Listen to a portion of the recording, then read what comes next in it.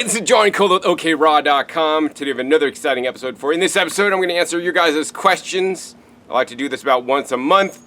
If you do have a question for me, you can submit it through the community tab on YouTube. Link is right down below this video to go to the community tab so you can post your question, which may get answered in next month's Q&A. I apologize, at present time I don't really have a way that you guys could just contact me individually to answer your questions. I have like over 1 million subscribers, followers now or whatever, and there's just one of me, and I have a lot to do in my life, and I have to do it all myself. So I apologize. I try to put out as much content as I'm able, usually 1 video a week on 3 different channels, so that's 3 videos a week, and I've been doing this now for like 10 years. So I have lots of videos that I've made in the past, and I probably have an answer for your question in my past videos, so be sure to check my past videos, which you can do from my YouTube community tab, and there's a little search magnifying glass. Alright, so let's get into the questions. The first question is from Chatiana BVV. How much is your monthly expenditure on food? That is a good question. I actually personally don't calculate it. I suppose I could do that. All I gotta do is go through my credit card bill, because most of the things that I buy, except at like local farms or farmers markets, is all paid with credit card. But honestly, I would estimate that it's between $200 to $300 a month. You know, I get like the best deals on organic produce and stock up. Occasionally I'll buy things that, you know, are a bit more expensive. Like I got some organic cherries this past week. I think I got like $10 worth, like 2 pounds. But I'll get like organic strawberries, like 8 pounds for like $8. Sometimes I'll like, you know, buy frozen dragon fruit, which is like $3 a pound at Costco. But in general, you know, my average produce cost is about $1 a pound on average in general, because I also get like really good deals on some stuff. So if I eat about 10 pounds a day of produce, of course some of it comes from my garden, you know, that's like $70 a week. So, you know, that's what it is. And I probably buy a little more than that. So I'm going to estimate, you know, $200 to $300 a month, just off the top of my head from guesstimating. Because when I go to a store, I never really usually spend more than like $10 to $25. But then if I do spend like $25, I'm like really stocking up and buying a lot of produce that'll last me a while. Next question is from Dakar Banks. Where should I get a juicer? That's a good question. So if you live in the United States, I would honestly tell you guys to get a juicer from me at discountjuicers.com. I do not ship outside the United States. This includes Canada or any other countries. I do ship to territories of the United States and Alaska and Canada, although the shipping charges will be additional to those locations. I apologize, you know, I don't ship out of the country. There's just a lot of too much, you know, customs and things to deal with that I just cannot handle at this point. If you do not live in the US, I don't know where to buy a juicer. You know, in the UK, I would get ukjuicers.com. Nick, he's a good guy. If you're in the EU, I would recommend EU juicers. I know those guys over there, and they seem pretty legit. Other than that, I don't really know. Next question is for Beth Youngs. I want to start juicing and have a Vitamix. Will this be okay? It seems you prefer juicers, and my space is limited and my budget. I'd like to avoid buying another appliance if I can. If it really needs to be a juicer, can you break down models at different price points that you recommend? All right, Beth, so I recommend you check out my juicer channel at youtube.com/rawfoods. I'll put a link down below this video for a link to my Discount Juicers YouTube channel, where I have over 500 videos comparing and contrasting different juicers. That being said, if you do have a Vitamix, I would recommend vacuum juicing. At present time, you can't buy any attachments for the Vitamix that will allow you to vacuum juice right now. But if you wait about 90 days, I will have a solution for you. So you want to make sure you subscribe to my YouTube channel, Discount Juicers, and then watch for the video where I talk about how you can now vacuum blend and vacuum juice in your Vitamix. That hopefully should come out soon. That attachment will cost you about $300. Then again, you could just get a whole juicer for about $300 as well. So you should consider, you know, which one you want to do. Each method of juicing has its own sets of pros and cons. If yield is the most important and nutrition is the most important, and you're going to be juicing mostly watery produce items, then I would recommend honestly vacuum juicing. Once again, link down below to a few videos I made recently on vacuum juicing, pineapple and black grapes, which is actually why my hands are black today. Also, I juice celery in this way, and also I make a turmeric ginger apple juice shots in the vacuum blender as well. Once again, links down below so you guys can see how that works. Next question is from WS the Second. Hi John, in your next Q&A, please address the issues of consuming cold versus room temperature raw juices. You recommend storing juices cold. However, I read that consuming cold drinks contradicts the digestive system and slows the absorption process. Is there a balance between cold and room temp? How can we warm up juices without destroying the phytonutrients, enzymes, minerals, etc.? Thanks in advance for your time and attention. All right, good question. So, we definitely, it's not optimal to drink things cold below our body temperature. That being said, it happens all the time, and on a hot summer's day when it's 100 degrees outside, I don't want to drink a juice that's 100 degrees either. So I want to drink something, a little bit cooler. And at least between the air temperature and me and the juice temperature being a bit cold, it helps to cool me down. I mean, that's how dogs cool themselves down. They drink water and they pant cold water, hopefully.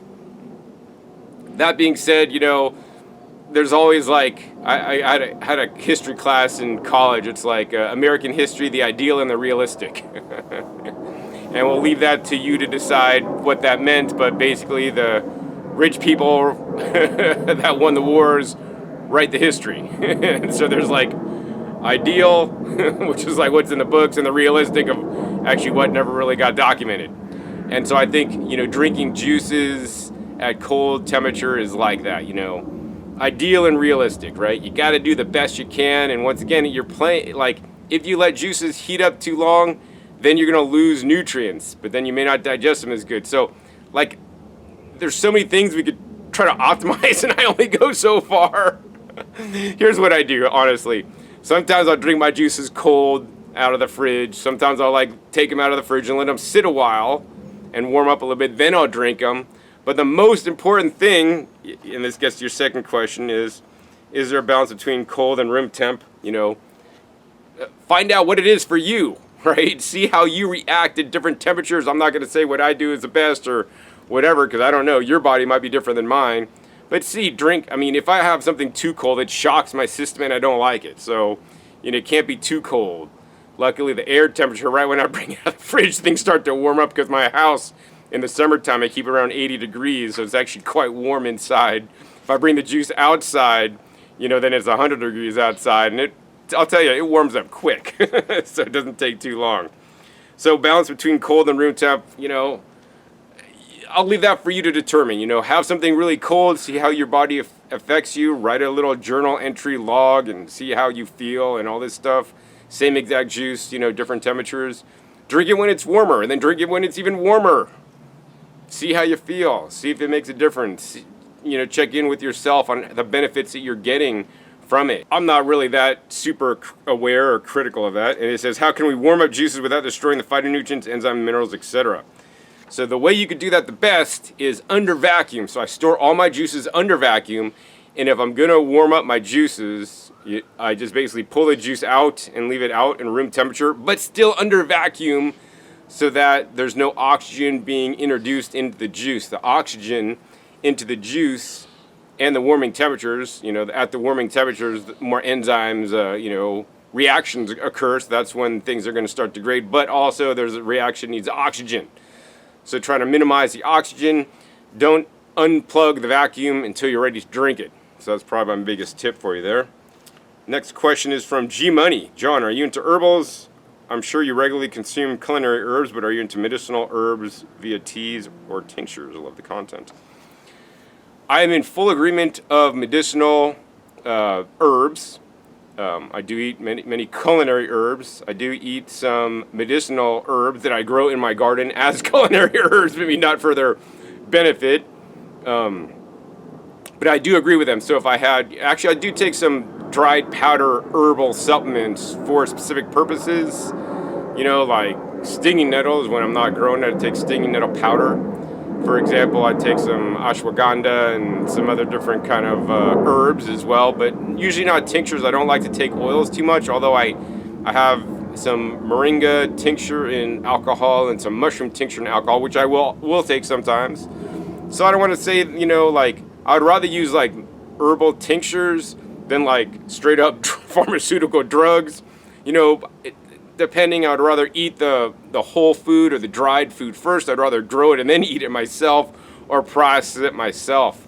I consider cannabis an herb, and I'm making my own, oil-based tincture or whatever right now from hemp, actually. And I use different methods to extract the nutrients out of hemp, including like juicing and vacuum blending. Let's see, yeah. So I don't really do teas. I would rather people like, grind up the herbs than drink them. If that is possible with the herb. I know some herbs may be toxic. Like, for example, I don't like to drink green tea, but I like to basically have matcha tea leaves that have been ground up, and then I add those to my smoothie so I get the full benefits, and it's a stronger, dilution because it's the whole plant food ground up and powdered versus like what's being leached out in the water. All right.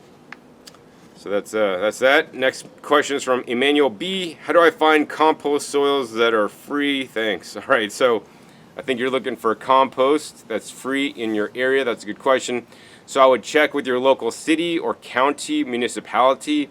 I don't know where you live, but some municipalities, like I know LA County gives away free compost, although there may be biosolids contained within that compost. Like when I was down in Florida, like West Palm Beach gives it out for free. I think there's a city in Arizona when I was down there, they basically give it away for free on certain days. I think was it Mesa or I don't know, somewhere down there near Phoenix. But basically certain municipalities will give away the compost for free. Some of them will charge a small fee because basically if they accept the green waste bins at curbside, all that gets composted and then basically given back for free or at a low cost, subsidized cost, to people that live in the area. If you don't have one of those available, then you're screwed. I would always encourage you guys to make your own compost. It's not hard. I do that myself. Another thing you guys can do, potentially call local zoos. In LA County, they have zoo do, so you can get composted animal manure from the zoo, which I think is kind of cool. Hopefully they're not feeding the animals too much, crap, GMO and antibiotics and stuff. But also you can call local farms like horse stables and cow farms if you don't mind getting animal residues plus whatever else is in the animal residues. And hopefully they've been composted. A lot of times they're actually raw and they're not composted. But you never know, big farms produce a lot of cow waste or, horse waste. And they always want to get rid of it fast because it's piling up. That being said, using manure composts are not my first choice. They can be contaminated, and I would rather have plant residue compost myself. Next question is from Garib Al-Gaurba. Is undigested food in stool for the first few years normal? I'm taking probiotics and stuff, but I still see it. Did you experience that? So I don't know if it's normal or not. You'd have to ask your doctor. But I can tell you, for me, when I first got into raw foods, I did see more undigested particles than I do now. That being said, I also did not chew as well as I chew now. And also, especially if you're coming off a standard diet and not eating a lot of fruits and vegetables, you don't have the gut buddies, the beneficial microbes, a good microbiome that helps digest your food. That being said, our gut buddies don't have teeth, so it's very important to chew your food well, mix it with your saliva, chew every mouthful into mush, and if you're unable to do that for some reason, I would recommend, using a mortar and pestle, or even better, I would just use a vacuum blender, and that's why I tend to juice a lot of, especially leafy green vegetables and vegetables to get those into me, so I could get better digestion and provide a better food source for my microbes. Right. Of course, I also chew my food really well. It took me about at least a half hour to chew up my soup that I had today. Next question is from Zero Hollow. Hey, John. Much love. Many blessings to you. I have 2 video requests. Would greatly appreciate. I remember years ago you often mentioned how you would make it your mission to juice 3 pounds, probably more now, of greens from your very own garden. Could you perhaps juice your next 3 pounds of greens using your favorite vacuum blender, same as you've done with your anti-inflammatory video? If the greens are too stringy, maybe use a creative combination to make it easier. Alright, so it would be quite difficult to vacuum blend 3 pounds in one carafe. You'd need to do a couple batches to do 3 pounds. Number 2, this is the wrong time of year for me to do 3 pounds of greens. I have lots of green around me, but I don't have like 3 pounds of greens right at this moment because we're going in the summer season. My winter season is when I would have like romaine hearts and lettuce hearts and stalks, which are really add up the weight fast. But individual leaves, you guys can't even see them, of like, you know, basil or chard or kale, which I don't have a lot growing right now, not gonna cut it. You know, I think I maybe vacuum blended like celery, let's see, I did 20 ounces of celery will fit in one carafe, and I think I did maybe like 2 heads of organic romaine hearts, which is nowhere near 3 pounds. To do straight leafy greens in a vacuum blender would not really work too well. You would need to basically line the bottom first with like apple juice, like my anti-inflammatory video, or do like, you know, chopped up cucumbers for a good portion of it, and then put the rest greens. What'll happen is the blender will turn on, it'll get all that cucumbers into like a juice, which will then suck down the greens. If you try to just do straight greens, if they're not romaine hearts, there's not enough juice to get them to blend, vacuum blend properly if you don't add liquid. So that's going to be a big issue. Check out my recent video where I did like grape pineapple juice, link down below. And you could easily make something like that, or substitute a different vegetable in there, like I would say cucumbers, maybe cucumbers with celery, and then a whole bunch of greens at the top. If you did like at least half cucumbers and greens in the bottom half of the blender, and the top half of the blender was all greens, I think that would work fairly well. Let's see here. Next, number 2, could you do the long faded juice off between your favorite vacuum blender and your favorite juicer? Thank you. That's a good question. So I don't know if I have a favorite vacuum. Well, I have a favorite vacuum blender that is currently available that you guys could buy, which is the Dynapro vacuum blender. My favorite juicer is the Omega VSJ843, and I've been planning a video on that. Actually, I was juicing like a gallon of bell pepper juice the other day, and I was going to use a juicer, but then I decided to use a vacuum blender. I'm like, after I did it in the vacuum blender, I'm like, wait a second. I think juicing in the vacuum blender, bell peppers anyways, is a lot faster than the juicer, because with the juicer I got to cut them up and then put them in and drop one each in at a time. With the vacuum blender, I cut them all up, put them in there, blend it, which literally takes like 30 seconds, and then strain it out, which I think is faster. So I will be making that video. That being said, my other favorite vacuum blender that is not available is a $2,200 Blendtec DC powered vacuum blender, which has its own sets of pros and cons. I like it because it's not going to stop under load, but for juicing, that's not really going to be an issue. And then the other thing that I like about it has a stronger vacuum pump, but the blade is dull, which is a pro and a con. Next question is from Emily Berry. Do you have any thoughts on consuming high-quality organic olive oil, especially in light of all the new research coming out on its benefits? Also, would you recommend someone to do this if they don't like olives to increase diet diversity?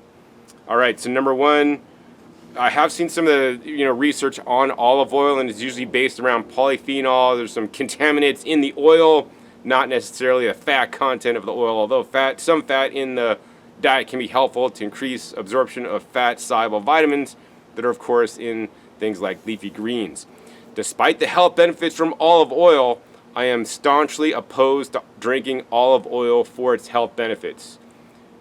Like, why are you getting benefits from the olive oil? Basically, they're juicing the olive and getting out the fat and some things that come along with the fat, including different polyphenols and stuff, if it's not being filtered. Very important, not being filtered. If you get a clear olive oil that you can see, it's garbage. And a lot of olive oils, they're just putting half canola oil and it's olive oil. They mix it and then they sell it as olive oil 100%, and it's not. So you don't even know what the hell you're getting. So if you are going to get olive oil, at least get a Biryani olive oil. That's one of the best ones. Those guys are legit, out of California, unfiltered, stone ground, the old-fashioned way. That being said, I don't even bother with wasting my time with oil. There are better ways to get the benefits from olives than the oil, in my opinion. And that is simply, like I did like about several weeks ago, is I harvested olives off the plant, sun-dried, and you can just take them off the plant, sun-dried, and eat them. And now they taste a bit bitter. Yes, they taste a bit bitter. Some of the olive oils taste bitter. But now I get the fat from the olive. You know, it's a fatty fruit, olives. I also get the polyphenols in the olive fruits as well, and all the different other phytonutrients in there. You know, so I think that's a better way to go, personally. And I could eat a lot more olives to meet the same caloric density or the same calories as olive oil. The main issue I have with oil is that it's like you're displacing a lot of calories. So 1 tablespoon of oil is 100 calories. So if you could choose to eat 1 tablespoon of oil, or you choose to eat 1 pound of leafy greens, which would you choose? I'm going to choose the 1 pound of leafy greens because number one, I get to eat more. Actually, I'll probably even juice the leafy greens. But number two is they have a lot more other nutrients in the leafy greens than the olive oil ever could. Now, the other way that you might want to include more beneficial compounds from olives is by using olive leaf extract, or even getting your own olive leaves and processing them. That is on my to-do list. I got to see how to process olive leaves, where I'm just going to dry them and maybe make them into a tea, whether I'm going to juice the fresh olive leaves and make some kind of nasty tasting juice for its benefits. You know, I'm going to do something like that to get further benefits from the olive tree. I believe that plant is highly beneficial, and we should all get more of the compounds from the olive tree into us without eating the oil. Next question is from the Divine Connection Wholeness. How do you start successfully in a raw vegan diet, and will your body go through a detox phase? That's a good question. I don't know if your body is going to go through a detox phase. You know, I went on a juice cleanse and a Rising Sign herbal cleanse when I went raw, and I didn't really have a major detox. But that being said, I live a detox diet lifestyle, so I'm always detoxing. But it's been so long ago, it wasn't like I didn't have any major situations. And how do you start a raw foods diet? I have plenty of videos on this YouTube channel on how to start. I'm not really going to get into answering that question, but I will post a link in the description for a few videos I made on how to start a healthy raw foods diet and lifestyle. Basically, you just want to start increasing the amounts of fresh fruits and fresh vegetables you consume. You know, I prefer juicing, especially your vegetables, eating fruits whole or blending fruits up, you know, under vacuum is the two easiest ways to do that. And I always encourage everybody not to transition too quickly, you know, too fast, right? Don't go fast, go slow, so your body could, you know, adjust to what you're doing to it, because it's not used to going on this wacky raw foods diet if you've never done it before. Next question is from the Divine Connection Wholeness. What is your biggest protein sources? You know, honestly, I don't really track it, but if I had to say anything, you know, my leafy green vegetables have some of the highest amounts of protein, you know, per calorie that I eat. In addition, you know, I eat many other foods, you know, fruits and vegetables, and all plant foods contain some protein. And when you eat enough calories, you will also get enough protein. So as long as you don't undereat, and as long as you eat a varied diet and eat a lot of different kinds of foods, don't just stick to bananas, dates, and almond butter and lettuce every day, right? Every different food has all different kinds of amino acids, and all these amino acids, our bodies will create the proteins we need from all the amino acids if you give your body all the different various amino acids that are out there. I also include things like beans, you know, and sweet potatoes in my diet for additional amino acids. And of course, if you're concerned about getting more protein, you could take algae powders such as spirulina, chlorella, blue-green algae from like Klamath Lake. I also take phytoplankton sometimes, and even sea vegetables, which are, you know, the base of the food chain for the oceans. They have lots of protein as well. And we cannot forget duckweed or lentil powder, which is basically duckweed powder, also a very high source of protein. All right, next question is from the Divine Connection Wholeness. How important is it to soak nuts and seeds? And I would say that depends on you and how your body reacts to them. You know, nowadays, I never soak my nuts and seeds. Number one, I don't have the time. And number two, you know, I'm not eating lots of nuts and seeds in my diet. I might have a handful or two. Like last couple of days, I've actually had almost zero nuts and seeds because I'm going nut and seed free for a couple of days. And some people's body react more violently to some of the, you know, phytates or toxins in the nuts and seeds. I don't do like almonds well unless they're soaked, generally. Although if I do smaller quantities, I should be all right. And I think I'm building my microbiome, so I'm able to better tolerate them now, which is interesting. But it depends on you, you know. If you have a sensitive digestive system, you want to soak them every single time. But the other thing is, our diet shouldn't be based around nuts and seeds. It should be based around leafy green vegetables, and fruits with smaller amounts of nuts and seeds. If you're eating such a small amount, you know, I feel that it shouldn't be an issue and you shouldn't have to soak your nuts and seeds. You want to check the link down below to a video I made about plant toxins. You know, we don't want to get too many plant toxins. We don't get too few plant toxins. It can be a benefit to eating some plant toxins, but not too many. Of course, each person may be more sensitive or not to, you know, certain plant toxins themselves, so then you may want to soak them more. You know, if I do make nut milk, I make coconut milk, which I never soak the coconuts because they're fresh and, you know, they're a drupe actually and not a traditional tree nut and don't have the toxins like standard tree nuts would. All right, down to the last question. Chelsea Liddy, how can a Division I athlete thrive on your type of diet? That's a good question. I am not a Division I athlete, nor have I ever been one. Although I have met Division I athletes and hardcore athletes who have eaten my style diet. What I would recommend for you is I would recommend looking up the Nutritarian Diet by Dr. Joel Fuhrman.